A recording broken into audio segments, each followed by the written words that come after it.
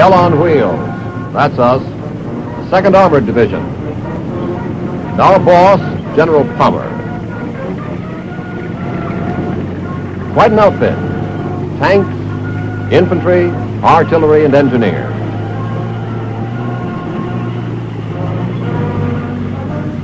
Look pretty sharp,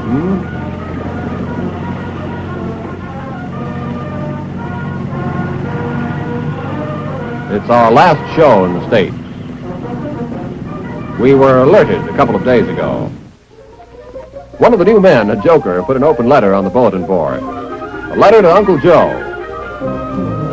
Funny, history seems to repeat itself. About 10 years ago, there was another dictator named Adolf. He, too, thought he had the world in his pocket. I had just joined the 2nd then at Fort Benning. We were starting to organize. Don't ask me with what. Our guns were made of wood. When it came to tanks, we had to use our imagination. You couldn't kill a fly with the armor we had. But as supplies started pouring in, it began to look like the real thing. We were really training now. You've heard of Georgie Patton? He was our CG. With him around, you just kept going. Brother, it looked as if the training would never end. Was he proud of us the way we came through those maneuvers in Louisiana and Carolina?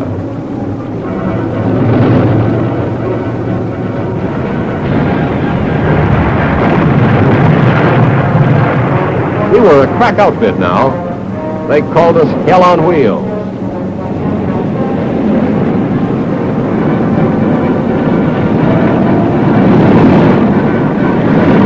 Three invasion teams were picked from units of the 2nd and sent to Norfolk, Virginia. We practiced amphibious landings until water ran out of our ears.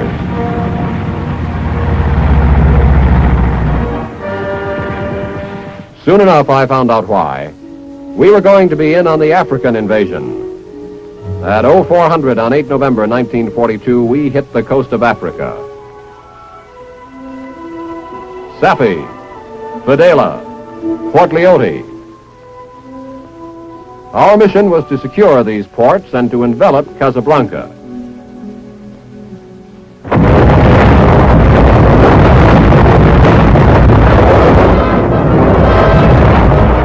It looked a lot different from the movies.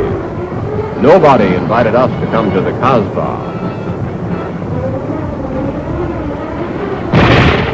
Old Georgie, who was the commander of the Western Task Force, ordered us to the French-Spanish-Morocco border in case there should be trouble. And then in April, we folded our tents and moved to Algeria, to a small town near Oran, where we started training for the next jump, Sicily. We were getting used to the water now. In fact, some of the GIs put in for sea pay.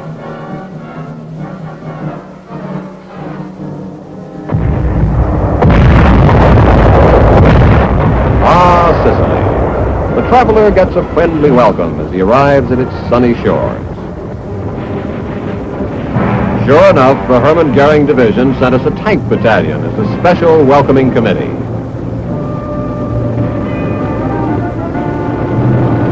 But we knocked the H out of Hermann. The 14th and the 78th Field did a swell job there.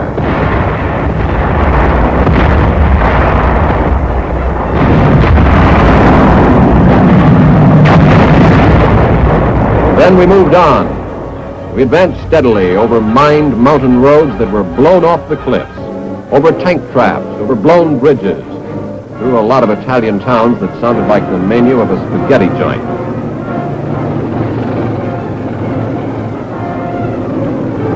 Until we reached the end of the road, Palermo, the last dish on that Italian menu.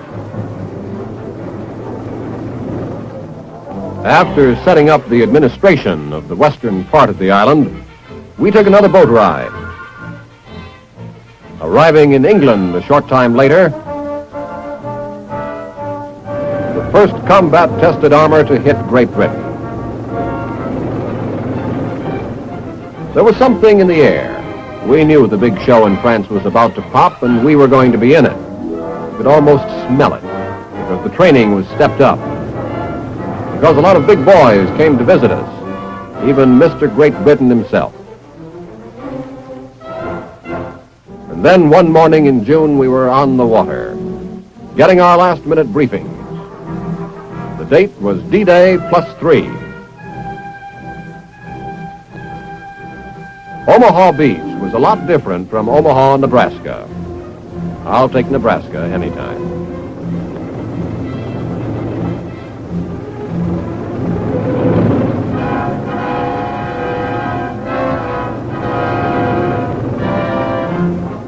On D-Day +5, we were in it up to our necks, slugging it out with the Germans at Carentan.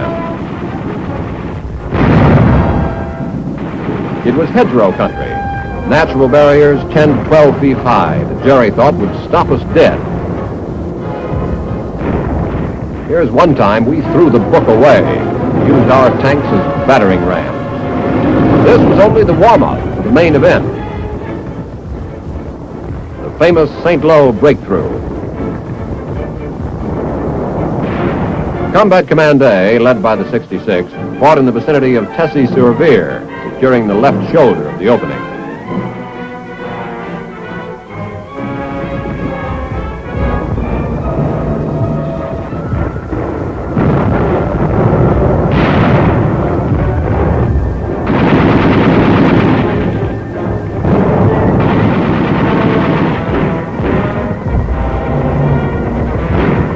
The 67th, meanwhile, spearheaded CCB's drive toward Surences, cutting off the withdrawal of the Germans in that area.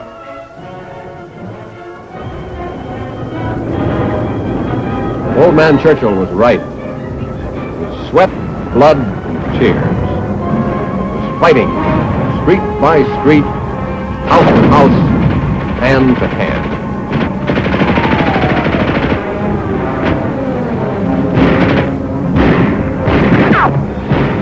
Jerry's reaction to our breakthrough was to counterattack in the Mortain-Barrington area.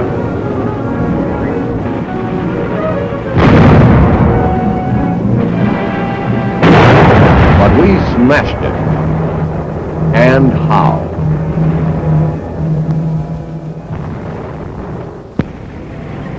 We were picking up speed now. We started chasing Jerry to the Seine, taking thousands of prisoners. Pursuing him at an even faster pace toward the Somme, crossing the river at an unexpected point.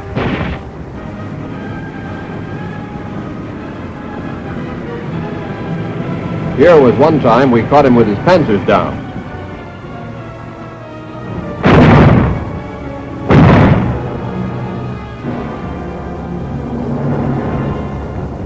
On 2 September 1944, the first Allied elements, led by the 82nd Recon, rolled over Belgian soil. Driving across to the Dutch border, we bridged the Albert Canal, pushing north on a line through Sittard.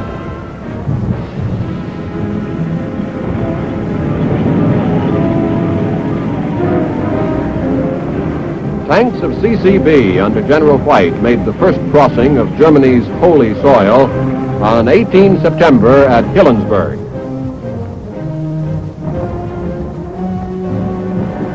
The holiness of the German fatherland became even more soiled when we crossed their border for the second time on October 3rd.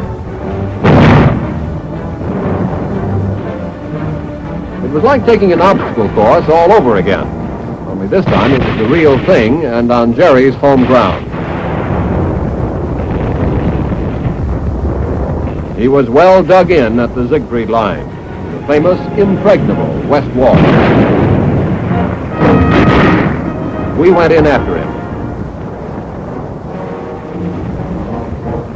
We were part of the Ninth Armies.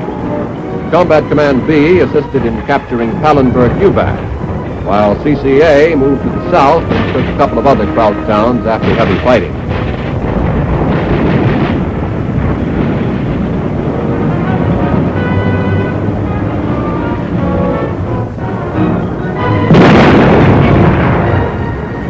The rest of the division pushed southeast, meanwhile, and joined the First Army in a ring of steel around Aachen.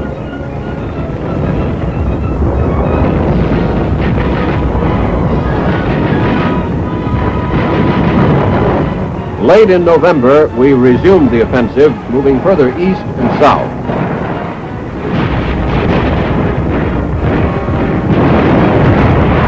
Town after town fell under the weight of our armor.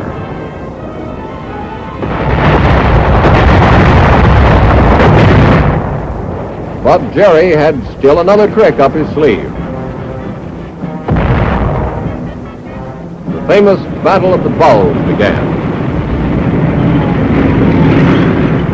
The last desperate effort of the German war machine.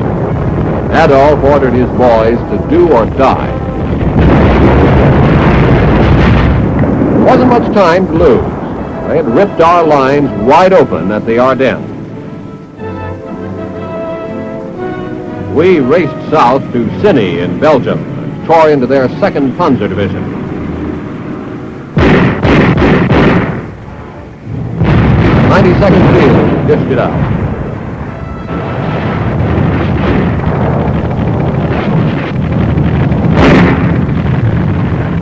We cut the westernmost prong of their assault wedge to pieces, destroying hundreds of their vehicles, including 81 tanks. Monty of Alamein wrote us a fan letter for this job.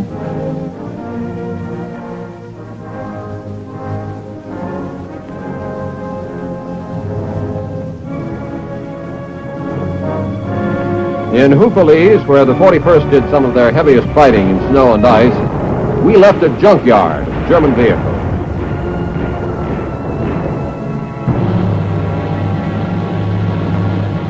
We were sure tired when we met Patton's Third Army. Tired, but happy. It meant the western half of the Bulge was sealed off. That phase of the campaign was over. After a short period of regrouping, we started the new offensive by crossing the Rohr River. Goldenhausen, Kreppel, Erdingen. We never knew where Jerry was. Was he waiting behind that corner? Wherever he was, we hit him.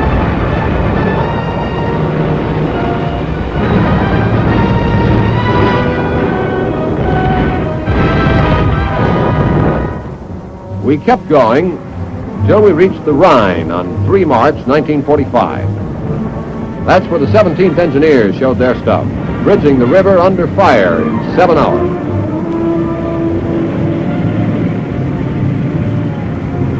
Breaking out of the Rhine bridgehead, we hit the Autobahn highway southwest of Beckum, cutting off Jerry's main artery of supply between Berlin and the Ruhr.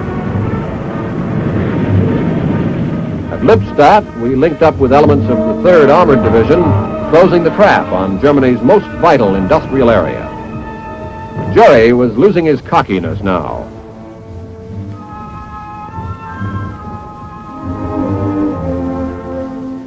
The attack rolled on, through the Teutoburger forest to the Weser River, onto the plains of North Germany.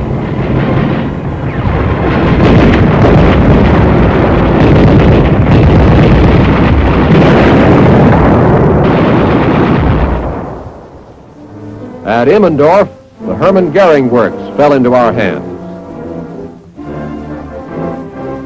It was the beginning of the end for Jerry. On April 12th, we reached the Elbe, the Endstation, as they called it.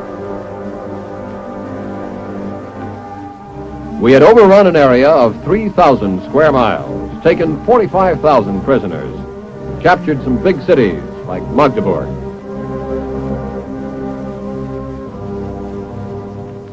But the biggest was yet to come, Berlin. It was quite a feeling to march past the barracks of the Adolf Hitler Elite Guard.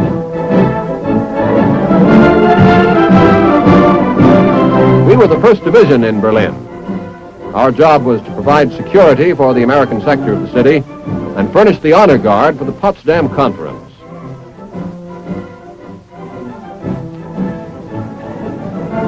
When President Truman arrived, we showed him that we were on the ball. from mud and dust, we were back to spit and polish, as if we hadn't done anything but parading these last 3 years.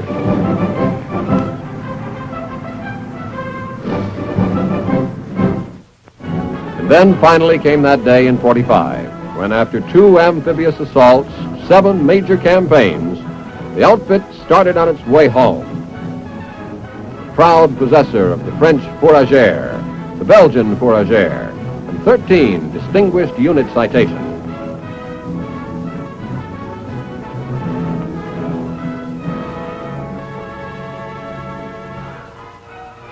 Back in the States, we took up our peacetime duties at Fort Hood, Texas.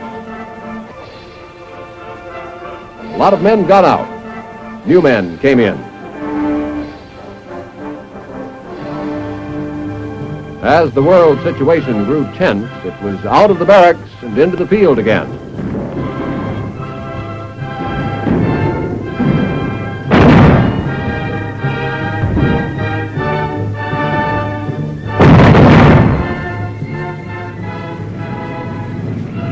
And now we're ready to go overseas. With new weapons, new men, but with a fighting spirit that isn't new for this outfit. Ike sent for us. We always were his first team. Always will be. Hell on wheels.